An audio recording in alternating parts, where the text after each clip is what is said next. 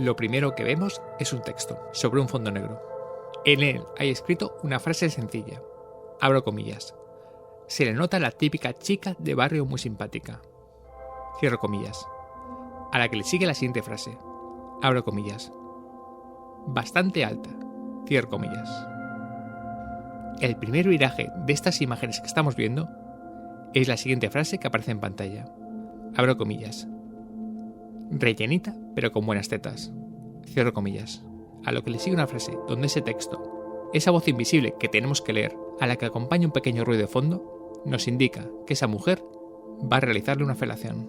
En un lenguaje verbal sexualmente explícito, vemos cómo ese texto nos describe que esa persona está practicando el sexo con la mujer que se había descrito al principio. Ese lenguaje de ese texto anónimo nos indica que la mujer es tratada más como un objeto que como una compañera romántica o sexual. Este bloque textual acaba con una frase definitiva. Abro comillas.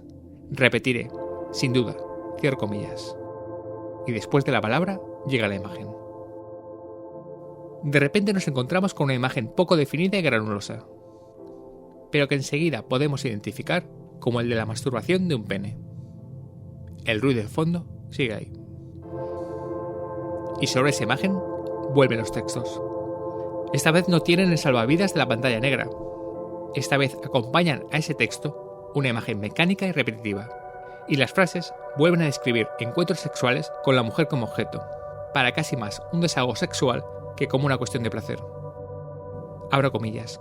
Un 10 en su actitud. Cierro comillas. Así califica el texto a la mujer con la que está. Abro comillas. Encuentro muy rollo novia. Cierro comillas. Se autoengaña el texto en otra ocasión. Y siguiendo el máximo de los autoengaños con la frase. Abro comillas. Lo disfruta casi tanto como tú. Cierro comillas. Un casi que es demoledor. El autoengaño sigue cuando podemos leer en los textos que la mujer da besos de novia y que casi diría que lo hace porque le gusta. Un autoengaño que no implica que siga sin verla como un objeto, como, según leemos en el texto, una chica de barrio con sus pros y sus contras. En el siguiente bloque, los textos se muestran disconformes con la mujer, el objeto que ha comprado o alquilado. Ya casi no hay autoengaño, hay simple y llana humillación, y los textos, con esas imágenes sexuales de fondo, granuladas y casi inquietantes, repetitivas y mecánicas, definen a la mujer con la que están como definiciones como tiene bastantes kilos de más y cuerpo descuidado, a mí me gustan las reinitas y esta chica se pasa, o gracia y blandura por doquier. Y en un momento el texto desaparece. Las imágenes siguen y el ruido de fondo aumenta de volumen, convirtiéndose en una música. Esa música nos indica que es el fin de la primera parte de lo que estamos viendo. Para esta segunda parte, que será mucho más breve, la música sigue, pero no las imágenes sexuales. Las imágenes seguirán siendo borrosas, pero esta vez serán diferentes. Lo primero que veremos es la imagen de un edificio, en el cual nos vamos a adentrar y del que pronto descubriremos que es un prostíbulo. Ya dentro de ese edificio veremos a hombres, muchos de ellos en primer plano, rodeados de mujeres semidesnudas. Estamos viendo a los autores de esos textos, estamos viendo a los clientes. Y entonces la música se acaba bruscamente. Con un disparo, literalmente, la pantalla se vuelve en rojo y vuelven a aparecer unos textos. Esta vez, estos textos nos muestran los títulos de crédito de la pieza audiovisual que acabamos de ver. Uno de los textos dice así: construido a partir de foros de internet donde hombres hablan de sus experiencias con la prostitución. Lo que acabas de escuchar es la descripción del texto culpable. Un cortometraje de una joven cineasta y artista visual santanderina llamada Manuela Gutiérrez Arrieta. Gutiérrez Arrieta, con una diplomatura en cine documental por la ECAM, construye en esta película de apenas 7 minutos de duración un golpe al que no le hacen justicia las palabras que lo han descrito, ya que el sonido y las imágenes hablan por sí solas. Sin cabezas parlantes, ni voces en off, Gutiérrez Arrieta expone de forma directa, como un golpe como he dicho antes, un problema universal, histórico y nunca resuelto. La prostitución y muy especialmente el papel de los clientes, generalmente y voluntariamente olvidado. Los clientes expuestos, como mercaderes que compran y alquilan trozos de carne. Sin moralinas de más, ni clichés, el texto culpable expone una realidad, a través de sonidos e imágenes ejemplarmente colocados y montados. Manuela Gutiérrez Arrieta ya jugaba, en el mejor de los sentidos, con las imágenes de su anterior trabajo, Cosas que no van a morir. Un cortometraje disponible en Filmin, donde buceaba en el archivo digital que su rastro había dejado en Internet desde que era joven. Una reflexión sobre el acceso y la exposición que tienen las personas, especialmente los más jóvenes, a las imágenes e Internet. Hoy en VR está Manuela Gutiérrez Arrieta, una joven cineasta y artista visual de 22 años, para hablar de un trabajo seco y directo como El texto culpable. Una mirada puesta en el aspecto clientelar de la prostitución. Pero también para hablar con ella de cómo los jóvenes creadores y cineastas crean, consumen y difunden las imágenes visuales y cuál es su relación con el entorno para poder mostrarlas.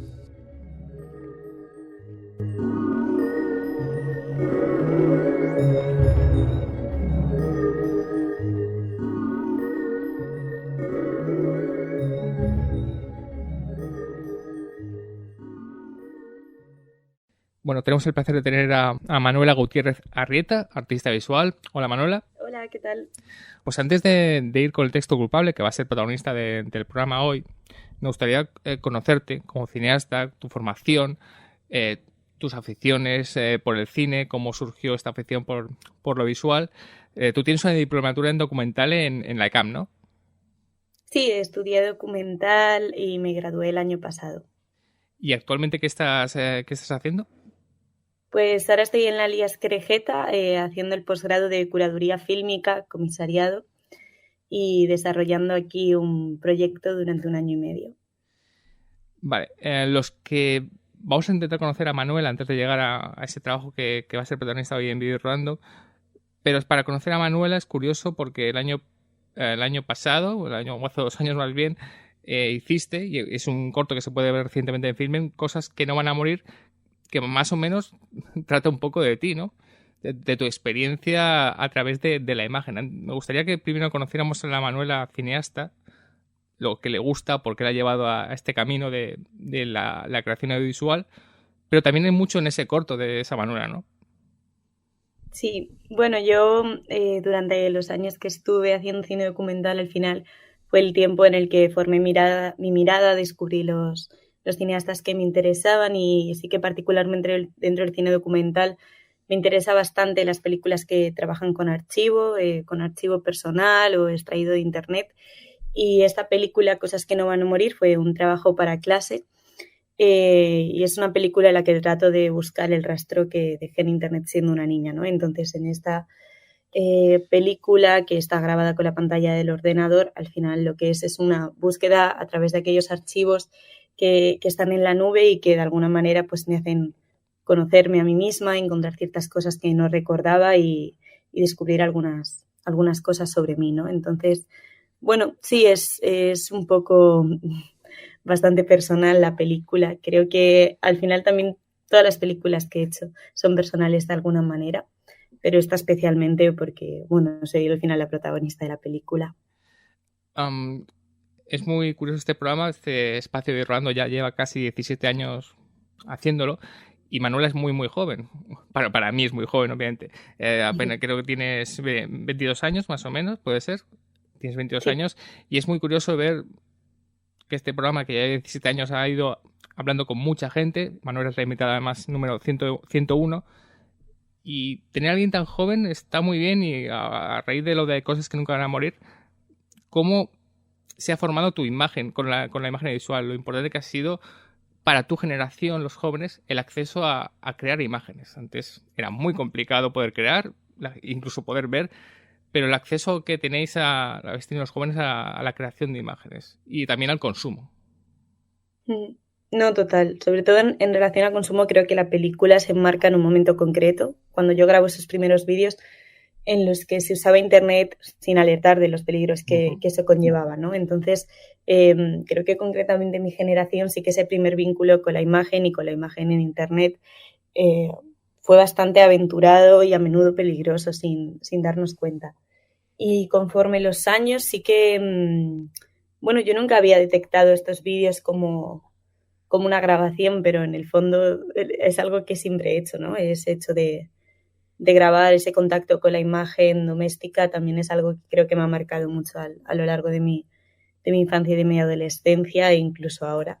Y creo que es algo muy preciso también de nuestra generación porque al final Bueno, las películas, por ejemplo, hechas con ordenador son algo que se está generalizando mucho ahora y que en el fondo generar esa imagen también muestra la manera en la que consumimos la mayoría de imágenes, ¿no? O sea, como siento que a través de los ordenadores o de Internet generamos nuevas imágenes, pero también vemos. Y creo que eso es algo que está patente también en el cine que se hace ahora. ¿Y cómo se forma la Manuela que quiere ser cineasta o que quiere ser artista visual? La idea que tienen muchos o que tenemos de siempre ha sido la cinefilia viene por las salas de cine, también por la televisión, pero es verdad que tu generación, como estamos diciendo en este programa, ha tenido acceso a mucha imagen, mucha internet, que no tienen que ser películas en el sentido de 90 minutos, 8 minutos, pueden ser cortos, 5 minutos. ¿Cómo es que la imagen te enamora o te capta para decir, bueno, yo quiero ir por este camino de ser creadora de imágenes? Ya queda Pues más o menos siendo joven. Al principio surge más de un deseo personal de querer retratar las cosas que me rodeaban. Yo siempre he vivido con mi abuela y, por ejemplo, el proceso de envejecer es algo que sí que me entusiasmaba y que he filmado, fotografiado muchas veces. Y sí que después de eso sí que surge un momento más cinéfilo con 14, 15 años. Sí que es cierto que era una cinefilia muy solitaria. Y que luego eso se transforma también cuando voy a la escuela de cine, ¿no? Y como compartes intereses y al final pues vivir el cine como algo más colectivo y no tanto como un acto individual. Pero bueno, fue un mix de ambas cosas en mi caso, del consumo de películas, pero también de la creación de imágenes personales o de puro registro también. Voy a quedarme con una cosa que has dicho, que es la cinefilia solitaria. ¿A qué te refieres? ¿Te referías a, como le pasa a mucha gente, que veías películas que quizá a tus amigos no le interesaban o empiezas a ver cosas que realmente te separaba, digamos, del gusto mayoritario y no sé hasta que encuentras gente más afín con eso? Es por eso, ¿no? Realmente. Sí, o sea, yo sobre todo veía películas en el cine, en la filmoteca, no soy una persona que ve muchas películas en su casa. Entonces sí que era salir del instituto, iba al cine y realmente iba al cine sola y volvía a casa sola y no existía nunca ese momento de compartir la película que había visto, de comentarla. Sí podía escribir a veces de manera fragmentada alguna impresión, pero en general era una experiencia muy personal y solitaria. Por lo que tú dices, supongo que no conocía en ese momento gente que compartiera el mismo gusto, que tuviera mi edad.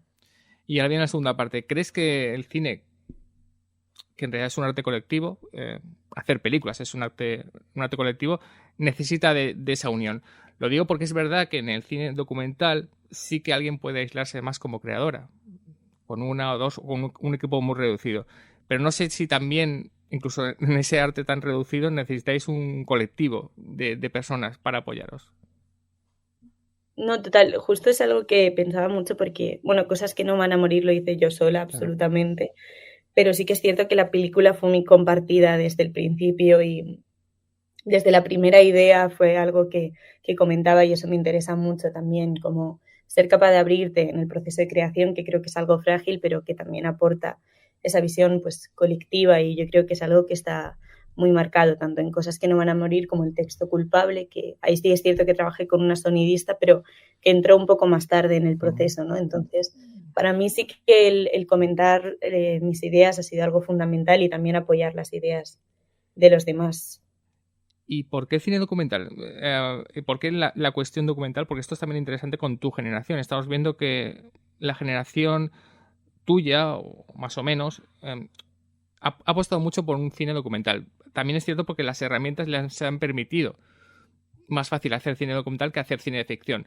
Pero en tu camino, ¿por qué fue? Porque además, si no me equivoco, estás o has estudiado antropología, con lo cual tienes un interés por el ser humano. No sé si viene por ese interés por las personas, por el ser humano, o por una mezcla, por ese interés por el ser humano, o porque realmente las herramientas te daban la capacidad de hacer este cine documental. ¿Por qué el documental en tu visión artística? Bueno, yo cuando entré a la escuela de cine no sabía muy bien qué es lo que me gustaba. Sí que era una persona que ya había generado pequeñas piezas, que sí que me había enfrentado a un proceso de creación, pero aún así no sabía cuál iba a ser mi hueco, ¿no? También es cierto que no conocía muy bien cómo funcionaba la industria y no sabía muy bien de qué manera las películas estaban hechas. Y en ese primer año fue cuando descubrí el cine documental, más allá de esa primera idea quizá un poco, no sé, tradicional que tenemos o televisiva, y fue de repente como sentir que había un mundo nuevo de películas que no conocía y que profundamente me interesaban. Entonces quizá al principio fue algo más desde el lugar de espectadora que me empezó a interesar. También porque hasta entonces yo pues había visto películas clásicas, había visto películas más de autor, pero tampoco había encontrado una fascinación real o algo que se pareciera a lo que a mí me gustaría hacer. Entonces fue un poco a raíz de esas clases de cine documental que lo encontré y por eso al final hice la especialidad de documental. Estudié en la UOC una asignatura de antropología, pero eso fue después, fue justo cuando estaba en la asignatura de documental, porque me di cuenta que al final tener una conexión tan fuerte con la realidad, ¿no? Que al final es lo que a mí me interesa, pues implica conocer cosas más allá del cine, ¿no? Y tener un contacto con la realidad desde otro lado, y por eso me apetecía tener un contacto más teórico quizá o filosófico. ¿Y cuál es tu relación con la ficción ahora, después de haber estudiado documental, de haber hecho 2 piezas documentales, de seguir trabajando? ¿Cuál es tu relación con la ficción? ¿Te has ido alejando un poco más de la ficción? ¿Es algo que descartas para un futuro cercano? No para un futuro lejano, pero para un futuro cercano. ¿Cómo es tu relación ahora con la ficción? ¿Sigues consumiendo ficción? Pues a nivel creadora no me interesa nada, no me surgen ideas así, no, tan siquiera tengo un impulso por grabar. Las películas que hago están hechas con archivo y eso es realmente lo que me interesa. Así que a nivel espectadora veo películas de ficción, hay películas de ficción que me gustan y que me interesan, y, y digamos ahora que estoy estudiando comisariado y tengo una aproximación al cine más teórica, la herramienta de la ficción es algo que me parece muy interesante también de analizar a nivel social sobre todo, y es algo que me interesa, pero quizá por otras vías diferentes a la creación.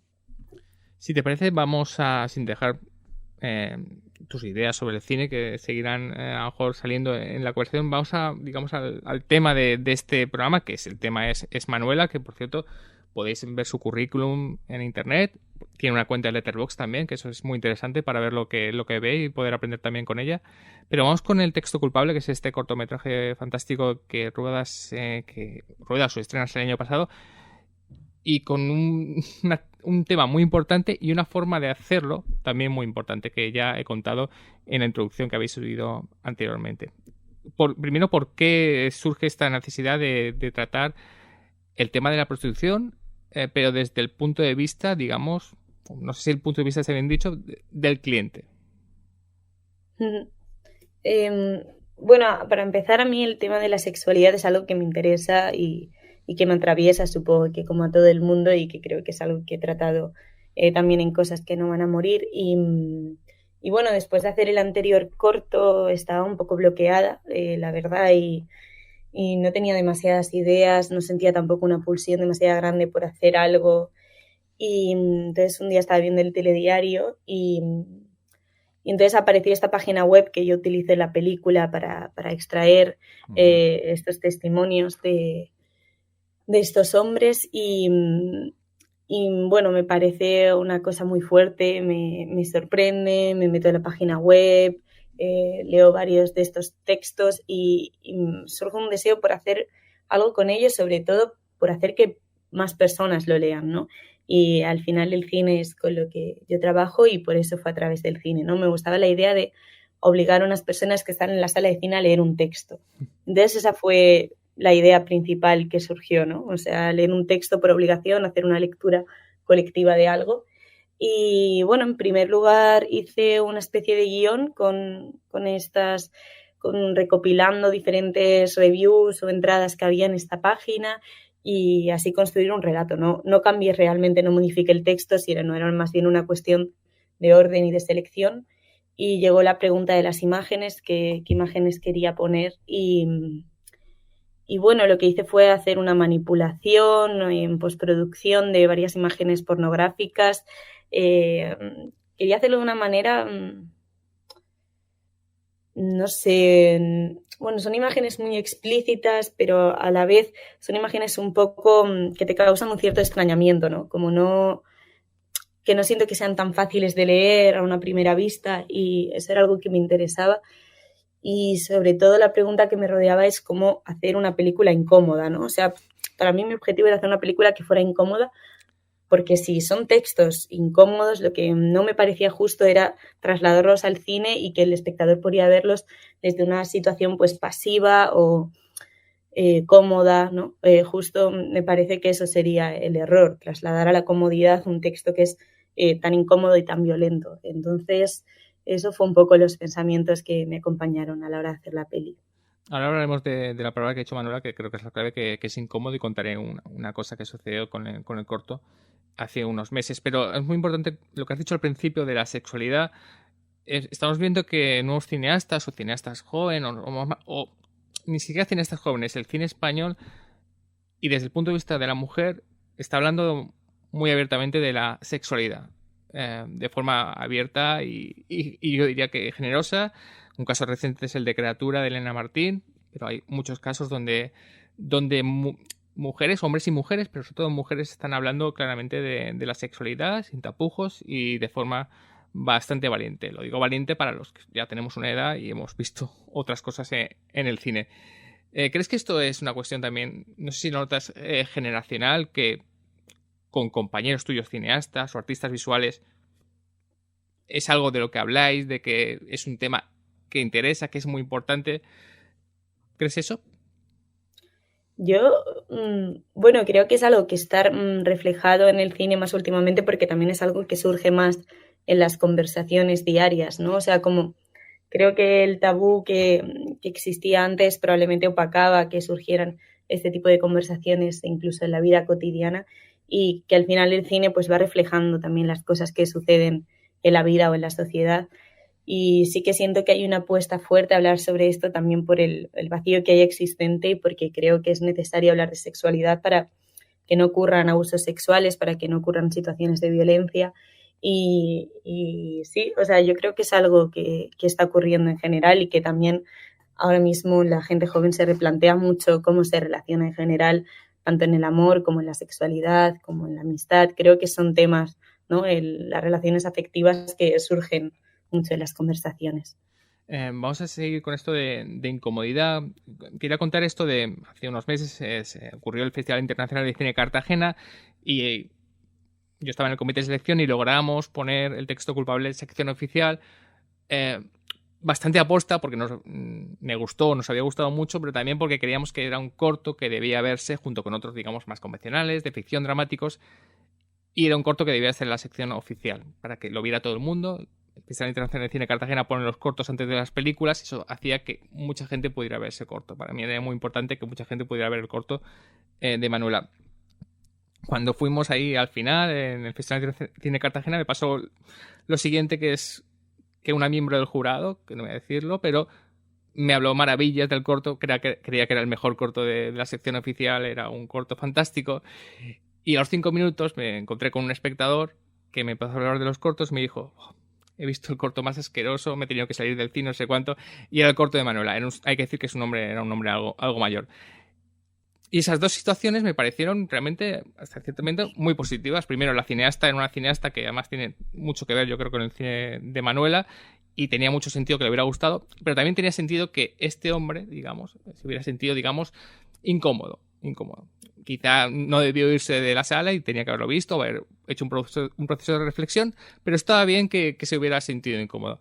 No sé si te ha pasado cuando has visto el corto. Lo que pasa es que a lo mejor el corto, claro, se lo enseñas a lo mejor a gente joven, y la gente joven y cineastas, pues obviamente no sé, a lo mejor no se sienten incómodos o sí, pero no sé cuáles han sido las reacciones que has podido ver con el corto. ¿Qué te han dicho? Han dicho: sí, está muy bien buscado esa incomodidad.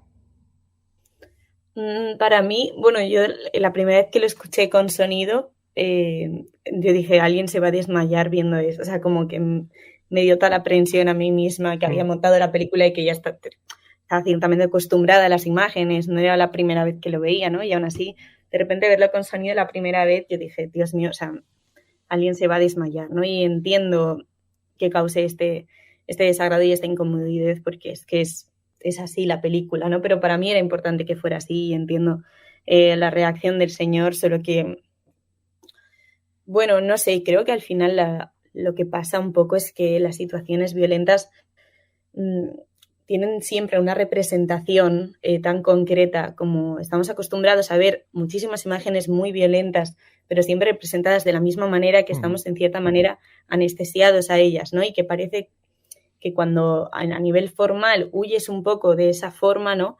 Ya no somos capaces de verla. Yo no creo que fuera la imagen más violenta que esa persona había visto en los últimos días, ¿no? Solo hay que ver el telediario y te das cuenta de que estamos rodeados de imágenes muy sangrientas y realmente horribles, ¿no? Pero que parece que ya estamos tan hechos a ellas que no nos duelen, ¿no? Y entiendo la reacción del señor y mis amigas también. Es una película que les es incómoda y les da asco, pero no por ello la película no tiene valor, ¿no? Yo creo que son cosas distintas. A mí también me da mucho asco verla y sufro viéndola y siento en el cuerpo, ¿no? Una reacción física de desagrado, pero sí, no, totalmente comprensible. También creo que es una película compleja y que es una apuesta bastante firme, ¿no? Pero bueno, yo lo que dije, no quería transformar ese texto en algo que fuera cómodo de ver, porque para eso preferiría no haber hecho la película. Vamos a un poco a desmenuzar lo que es el corto. El corto actualmente no se puede ver, pero seguramente en un futuro lo podréis ver. De momento tenemos el corto de Manuela, el otro corto de Manuela en Filmin, pero vamos a intentar desgranar lo que es el corto para que la gente lo pueda entender. Primero, cómo escoges los textos, porque habría muchos textos de clientes, muchos asquerosos, otros menos asquerosos. Es verdad que está muy bien seleccionado, ¿no? Digamos, todos son asquerosos porque obviamente la situación es realmente fuerte y desagradable, pero el nivel de desagradable va variando, ¿no? Va variando. Creo que eso está un poco más bien buscado, ¿no? De no coger lo más desagradable, pero obviamente tampoco podías cogerlo menos porque entonces el objetivo se perdía. Sí, o sea, sobre todo jugué con cierta incógnita de alguna manera y creo que también el texto o la intensidad del texto se ve muy modulada por el sonido y por las imágenes, ¿no? Que lo van acompañando. La verdad es que fue un poco, estuve varios días entrando y haciendo copia-pega de diferentes cosas que me interesaban por alguna otra manera, por las descripciones que hacían del espacio, por la manera de describir el cuerpo, bueno, un poco fue eso, los motivos por los que lo escogí. Hay muchas dinámicas de lo que era la página web que no aparecen en la película, ¿no? O sea, la manera en la que están organizados los hilos son de una sola mujer y ahí aparecen todos los textos que escriben estas personas y que incluso se pueden comentar unos a otros. Pero al final decidí hacer la película de una manera mucho más minimalista y concreta, centrándome en la palabra y en esta situación, ¿no?, de lectura obligada, que era lo que me interesaba. Y pues los fui poniendo en un documento y empecé a jugar un poco con el orden sin modificar cada bloque. O sea, los tres, digamos, bloques que hay bueno, son 4. Los 4 que hay no están mezclados entre sí, son 4 reviews íntegras y lo que hice fue decidir un poco el orden. Y luego el juego con las imágenes vino un poco después, aunque ciertamente también en paralelo. Y bueno, al principio no empieza en el negro y luego son un bloque también como de 3 imágenes, excepto el tramo del final. Pero sí. No, eso fue un poco la manera en la que trabajé la película. Esos son los textos y vamos a ver con las imágenes y sobre todo con la imagen que empieza, que es la imagen de un pene, de una masturbación de un pene que está degradada, pero que obviamente se ve claramente que lo que es, pero degradada. ¿Por qué eliges, digamos, empezar con esa imagen tan sexual, que es, digamos, la cosa más sexual que se puede imaginar cuando uno piensa, digamos, en pornografía o incluso en una relación sexual tan explícita? No sé si ya querías dejar claro cuál era un poco el tono de que iba a ser el corto. La verdad es que sí que tenía bastante claro empezar por esa imagen. Un poco, sobre todo me lleva a nivel sensaciones. Sí que es cierto que no hay como un marco teórico demasiado grande a la hora de escogerlas, pero sí, sobre todo quise poner la primera, que era la más explícita, la primera, digamos, después de este espacio en negro, que eso era algo que me interesaba mucho, un poco por dejar claro, por establecer no sé, lo que iba a venir después, sí.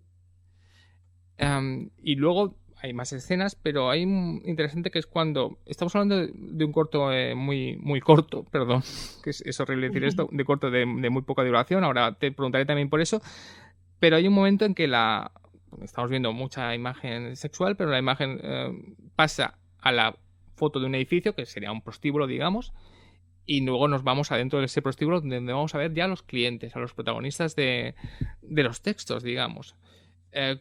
¿Por qué ese cambio? No sé si dijiste, bueno, esto está bien, son textos y vamos a ver escenas de pornográficas, pero dices, bueno, en realidad vamos a ver a los clientes en su salsa.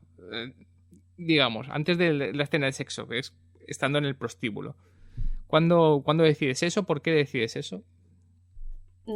Pues algo que tenía bastante claro en la película es que en la página web las mujeres están muy expuestas y su intimidad está muy vulnerada en muchísimos sentidos. Se publican sus direcciones de casa, sus números de teléfono, imágenes de sus rostros y en la película era algo que me gustaba, o sea, que quería proteger al máximo. O sea, no quería hacer una película que las expusiera a ellas, ¿no? Y entonces tampoco quería hablar desde una voz personal ni quería modificar nada de los textos que aparecían.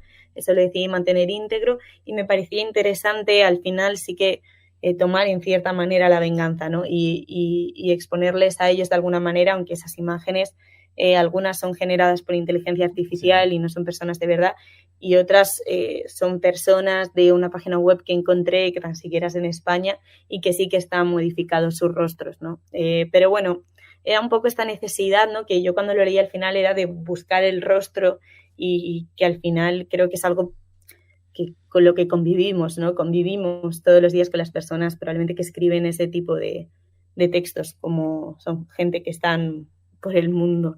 Y, y bueno, eso era un poco la idea que había detrás de la idea de la casa, que sí que es un prostíbulo de una foto también que encontré por internet, era de como de salir de repente, ¿no? Que todas las imágenes son muy cerradas en espacios como que parecen angostos, que no se ven las dimensiones, ¿no? Y de repente ese respiro de salir un segundo como al exterior, ¿no? Y, y fue un poco ese el proceso de la escena final, que es algo, la verdad que me he preguntado mucho por qué hice, porque, bueno, fue una decisión que tomé bastante al final. Como que tenía esa idea de, digamos, de venganza en cierta manera o de tomar de repente el poder al contrario, pero que tampoco sabía muy bien cómo hacer y decidí hacer pues de esta manera, ¿no? Como con la música y con este un poco bombardeo de imágenes. Y una pregunta para los que no somos cineastas y nos fascina esto. Este es un corto, como he dicho, de muy escasa duración, creo que son 7 minutos y algo. ¿Cuándo al ser un corto que va a ser muy impactante y que va a ser una especie como de puñetazo, obviamente no podía ser un corto de 25, 20, pero no sé cómo decir diciendo van a ser 7 y no van a ser 15, las imágenes tienen que ser 1, 2, 3. No sé si lo haces un poco en el montaje, dices, vamos a ver, no sé cuánto, no sé cuánto, o si ya más o menos tienes claro que va a ser un corto de 5 o 10. Fue algo que decidí bastante pronto, sobre todo en cuanto al abordaje, ¿no? O sea, cuando de repente decir que quiero hacer una película sobre esto, surge la pregunta, porque es un tema que da para muchísimos tipos de abordamientos diferentes y muchísimos. Y entonces pensé, hago un vídeo ensayo, hago una pieza más teórica, incorporo otra voz en la película, ¿no? Que al final la única voz que aparece es la voz de ellos, ¿no? Pero ¿qué pasa si incorporo una voz que cuestiona eso? De qué manera lo puede cuestionar, ¿no? Surgen todas estas dudas y al final decidí hacer algo bastante más preciso, ¿no? Y como al principio la nube de mis pensamientos eran un montón de notas que iban en distintas direcciones y quería hacer una película muy, muy sencilla, ¿no? Sobre todo porque en ese momento estaba trabajando como en uno de los proyectos de la escuela y era como un proyecto con una documentación, un proceso de documentación eterno, ¿no? Y como con un proceso de teorización gigante. Y me apetecía hacer algo que fuera mucho más concreto, ¿no? Mucho más estructural de alguna manera. Y la estructura de la película la decidí bastante pronto, excepto con esta licencia, digamos, del final. El hecho de que fueran 4 imágenes, 4 textos, era algo que tenía muy claro. Es curioso, tú que estás centrada en el documental, estudiado documental, cómo de un tema tan complicado, profundo, difícil y duro como es la prostitución, en 7 minutos digamos que has hablado bastante de ella, ¿no? Sin textos de más, sin imágenes, sin voz en off, sin cabezas parlantes, que es esta cosa a veces que puede ser un poco horrible en los documentales convencionales, sobre todo su abuso. Cómo con 2 imágenes se puede hablar de todo con el subtexto que hay, ¿no? No, total. O sea, para mí era este ejercicio de lectura lo que me interesaba y lo que quería potenciar era eso. Y creo que era un poco el juego también, ¿no? Porque al cine normalmente vas a ver, pero para mí era ir a leer una película, sobre todo. O sea, para mí el texto es lo principal de la película. Podrían haber puesto ninguna imagen o ningún sonido y que fuera solo sobre negro el subtítulo, ¿no? O sea, como para mí eso era lo principal y fue un poco este trabajo también de síntesis y de realmente como que todo lo formal fuera hacia como redimensionar de alguna manera esa lectura. Vamos a hablar de...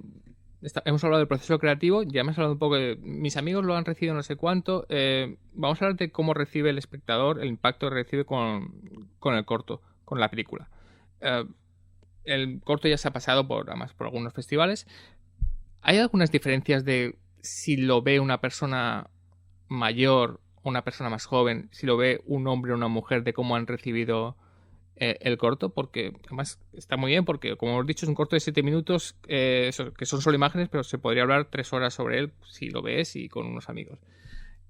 ¿Cómo has recibido el corto dependiendo de la edad o el género? Yo no he podido personalmente acompañar la película a muchos sitios, pero sí que sé de gente que la ha visto de diversos contextos.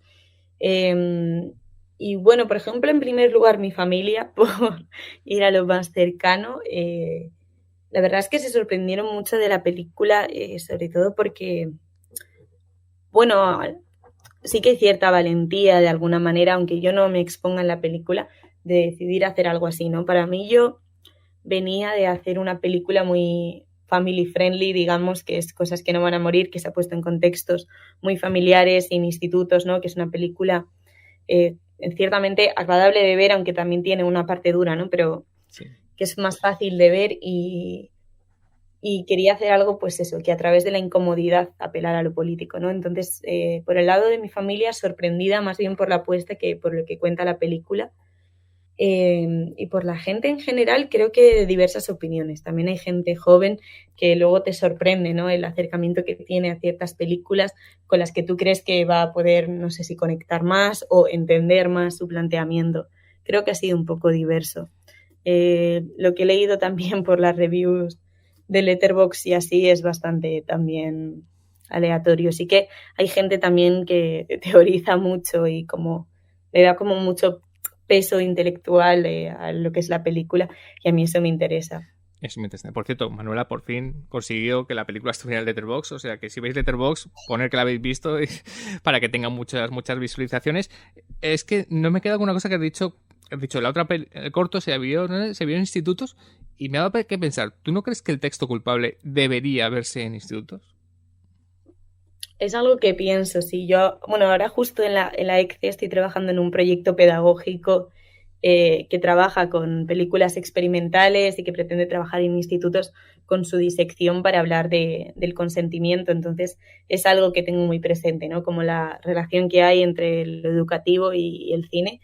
Y sí, o sea, a mí de hecho, son lugares que me interesan mucho y ahora aquí, estudiando comisariado, me apetecía escapar en cierta manera de la sala de cine, ¿no? Sobre todo pensando que todos los proyectos sobre cine van a un único lugar.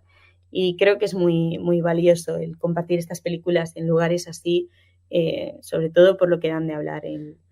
Y sí, o sea, a mí es algo que siempre me ha interesado mucho y que son espacios donde me gusta compartir las cosas que hago y me encantaría hacerlo con esta película, aunque también creo que es algo complejo de que la gente acepte.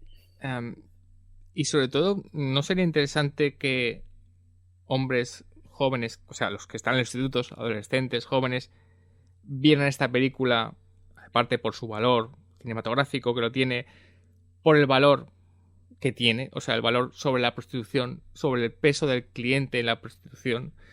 ¿No sería un poco poner la venda sobre la herida antes de que se produzca la herida, intentar solucionar este problema, esta lacra que es la prostitución, la trata de blancas. ¿No crees que sería interesante que gente joven lo pudiera ver, especialmente varones? No, total.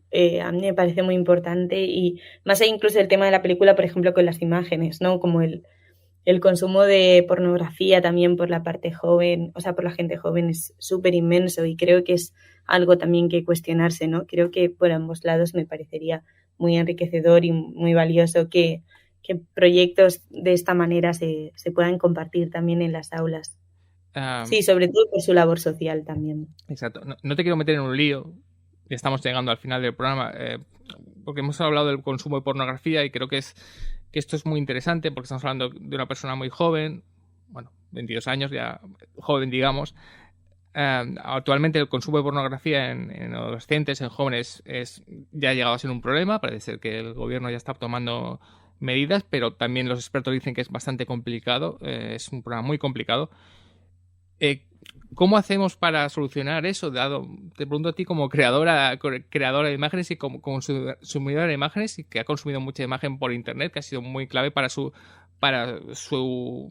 creación audiovisual. ¿De qué forma podemos solucionar de alguna manera estos impactos que pueden producir un daño terrible? Estos impactos que, como hemos dicho, son directos, muy breves y son muy fáciles de llegar desde edades muy tempranas. Para mí, no sé si la solución definitiva, pero algo que sin duda solucionaría muchas cosas es que realmente se crearan espacios en los institutos donde hablar de educación sexual. Creo que ese es uno de los grandes vacíos y quizá uno de los motivos por el que se consume tanta pornografía, ¿no? En primer lugar, porque parece que es como una cierta escuela de la sexualidad y que genera dinámicas muy violentas que sí que suceden en la vida real y en la manera en la que se relacionan los adolescentes entre sí. Y por eso yo creo que crear ese tipo de espacios en los institutos, que por desgracia no existen o no existen de una manera crítica, o, ¿sabes? Creo que eso es súper, súper fundamental. ¿Y cómo crees que recibiría el texto culpable los clientes, digamos? Si un cliente le pusieran la película a modo de que pudiera verla y reflexionar, ¿crees que al leerse, digamos, aunque no fuera un texto que haya escrito él, al leerse, incluso al verse en la segunda parte del corto, podría provocar una reacción de reflexión, digamos, sobre todo en un corto que digamos que más allá de ir a las cabezas parlantes y hablar, que está muy bien, que hace como tú, que es dar un puñetazo, digamos, que a veces es lo más importante en un impacto para la reflexión? Sí, o sea, yo creo que la película alude mucho a lo corporal y provoca un cierto extrañamiento, ¿no? Como una cierta visión alienígena, o al menos me pasa a mí un poco, ¿no? Como que de repente ver cosas sacadas de su contexto, de alguna manera en esta película que las imágenes ni siquiera son imágenes del todo de la realidad, ¿no? Que es un poco una mezcla y, o sea, sí, ojalá suceda, no lo sé, la verdad. No sé qué podría pasar, pero sí, ese sería también mi deseo, claro que sí, al final creo que son dinámicas con las que convivimos todos los días y que en el cine sí que nos provoca ese extrañamiento o esa capacidad quizá de mirarnos desde fuera. Y sí, no sé, me gustaría saberlo también. Vale, pues ya estamos, sí que ya llegamos al final en este programa de Vivir Rodando, donde hemos conocido un poco más a Manuela Gutiérrez Arrieta y sobre todo a su trabajo El texto culpable, pero me gustaría que nos fuéramos siempre, yo intento mirar un poco al futuro, un mensaje futuro a la cineasta Manuela. ¿Cómo te ves dentro de 10, 20 años? Me refiero a la cineasta, que también cineasta y persona suelen ir juntos, a la cineasta. ¿Te ves experimentando, siguiendo experimentando? ¿Te ves navegando entre géneros? ¿O cómo ves a una futura cineasta? Pues la veo como con, no sé, con un pie en varias cosas, creo, como me interesa la creación y quiero seguir haciendo películas, sobre todo este tipo, ¿no? Documentales, experimentales, pero también me interesa mucho el lado teórico del cine y creo que son cosas que van de la mano, entonces me imagino en procesos de investigación un poco mixtos, ¿no? En los que a veces se cristalicen en películas y quizá en otros en publicaciones o en talleres en institutos, ¿no? Pero creo que eso es un poco como que al final las cosas que me interesan van muy de la mano y van más allá también de las propias películas. pero sí, un poco así, yo creo. Perfecto, pues hemos tenido a Manuela Gutiérrez Arrieta, cineasta, artista visual. Podéis ver cosas que no van a morir en Filmin, y en un futuro seguramente podréis ver El texto culpable, para golpearos y reflexionar. Hemos dicho a veces, creo que demasiadas veces, que es un corto desagradable, no sé cuánto. No es un corto desagradable, es un corto magnífico, maravilloso y realmente muy inteligente. Gracias, Manuela, por haber estado aquí. Gracias a ti, adiós. Y a vosotros, hasta el próximo programa.